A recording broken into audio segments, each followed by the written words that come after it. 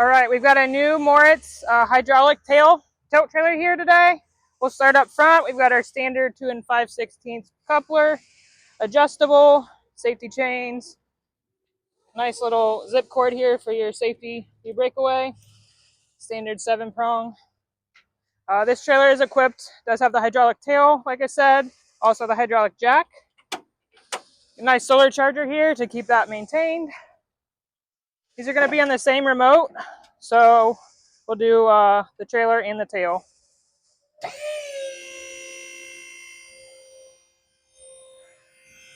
going to be a 14.5-foot deck and a 5.5-foot tail. This trailer is a 14,000-pound rated trailer, so you're going to have two 7,000-pound axles. We've got black steel wheels on this trailer. Moritz comes standard with this nice I-beam. They do nice things like little steps here and there, so you can get up on the trailer easy. We've also got a stake pocket here in the inside of the fenders, kind of nice for tying down. And then your standard stake pockets on the sides.